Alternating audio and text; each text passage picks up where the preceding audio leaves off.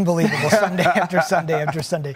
Before Bill so rudely interrupted you. You didn't think that was pleasant? It was gripping television. I know you had something to say before we had to go to I was just saying, Ryan's tape was good in the sense that, when you think about New England, what they do offensively, it's James White and it's Julian Edelman. Mm-hmm. Those are the guys that kind of are in the circle of trust for Tom Brady. They win one-on-one matchups. And so if you have a guy that you're defending that wins one-on-one matchups, what do? You double him. You make it be a one-on-two matchup. It's how you stop him. When you try to do that in the past, there was always another guy. Mm-hmm. It was Gronk. Gronk would win one-on-ones. Edelman would win one-on-ones, and they'd have a back that could win one-on-ones. And so it was hard. It was hard to figure out, who are you doubling? Well, now it's a little bit easier, and it can be a little bit easier on formation, and you can do a better job of disguising it, because of, one, where Edelman plays, where the back is coming from, versus when Rob Gronkowski would be split outside the numbers and you felt like you had to double him, it would you would show your hand. Yep. And so I just think that, the Chiefs did a nice job of finding the ways to double. Mm-hmm. It's harder for the quarterback to decipher the double, and other guys aren't winning. I mean, you got to understand, too, when both of your guys that win one-on-ones are inside players, and I think that's what Tim was alluding to. Now I can move the safeties around and we don't have to go so far. When you have a number one wide receiver that can win, when I played free safety and we played Chad Johnson, or you played A.J. Green, or you played against Randy Moss, guys that line up outside the numbers. Exactly. Yeah. I would have to show early, even if I was standing in the middle of the field, I would have to get to the numbers or get outside of the hashes so the corner could feel comforted that I was there. But I also wanted that quarterback to see it, so he had to go away from that look. Yeah. You don't have to do that when it's Julian Edelman in the slot and James White in the backfield. And we've talked about the trouble that guys have had getting open all year, and I think that's just another piece of it. No one can win one-on-ones, and when you can't do that, you can take away what they do best. When's the last time we've seen Tom Brady this frustrated?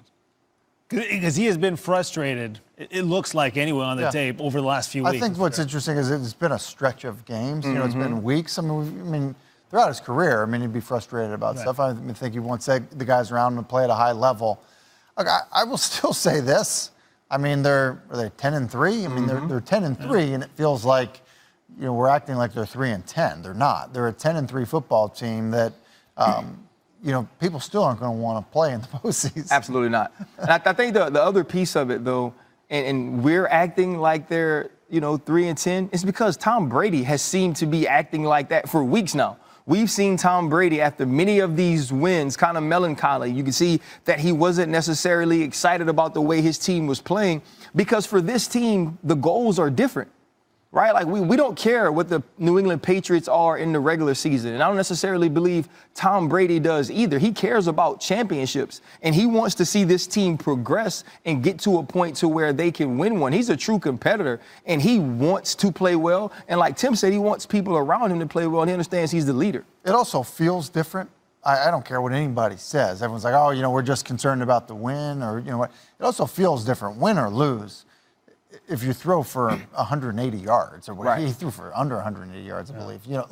That feels different, and that's not normal for him. Like in a passing era, to feel like you're playing in an offense, and everyone says you're the best to ever play.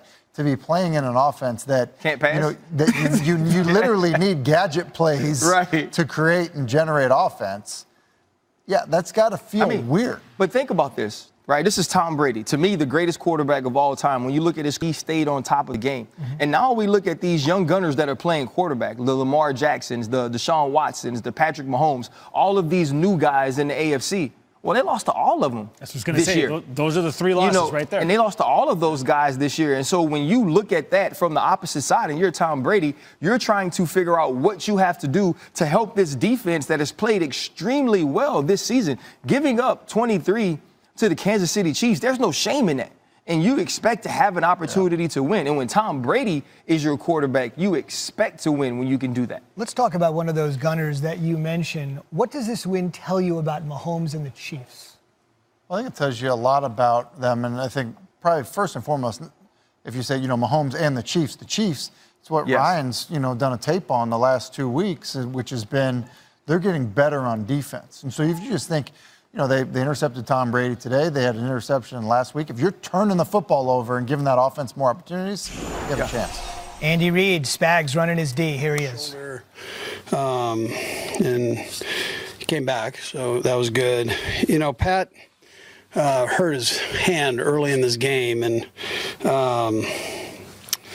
you know, it's you know we think it's okay, but I mean we'll see how it goes. But it was hard for him to grip the ball and do the things that he he needed to do there. So, but he powered through it. Didn't say much. You know, that's how he is. So. You know, we'll take an X-ray of it as we go here and MRIs all that stuff that we do. Listen, all in all, a good football game. I think for the fans to watch. I mean, you had two good teams playing each other.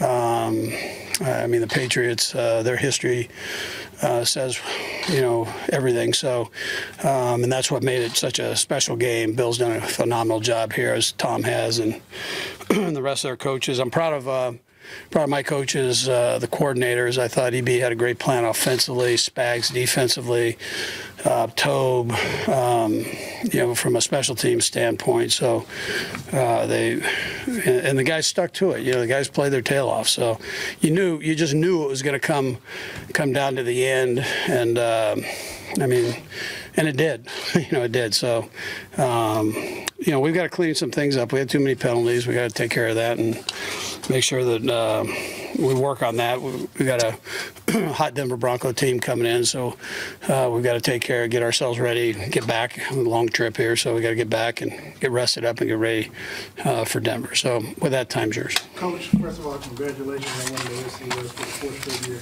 What does that mean to you as a coach, also the owner, and the organization and the team for that? Yeah, well, I'm partial. I think I've, got the best owner around. So I mean, I'm partial to that. So it starts there, and he gave us all an opportunity to be here, and we're trying to do the best we possibly can with that chance. So, but it's not one person. It takes everybody. We've all got a part of it. You guys included for supporting us, right? So I mean, we're all in it, and there's nothing more than you like to see than victories. So I'm proud of all our guys. Coach, you mentioned was Pat at any point close to coming out of the game? No, but he kept messing with that hand, and I could tell he wasn't gripping all that well. But he never says anything, so I'm not going to make a big stink out of anything. So. Coach, you mentioned the slow start. I'll get you here. Just in the second half. I mean, with penalties and Pat's injury. Yeah, we had the turnover. Yeah. The guys bear down. I'm proud of our defense right all the way down to the end. Like I said, I think everybody knew it was going to come down to that, and we got a bunch of things we can clean up and do, but we're going to enjoy this for the flight back, and then we'll get back ready to go against Denver. Coach, you mentioned a slow start. Can any of that be attributed to the equipment being late to the game? Yeah, I don't think so. I mean, I know Alan takes the grunt of this. That's not probably Alan's had a couple games he's been the equipment man for. So there are other things that got involved, and I just know this: everybody stayed calm, and just it happened. So I mean, it wasn't a big deal, and that. I've been doing it for a lot of years, and one out of how many ever years I've been doing it, it keeps things exciting. Were you all nervous that it wasn't going to show up? No, not at all. I think everybody did a good job of getting it back here. We had plenty of time, and we rolled,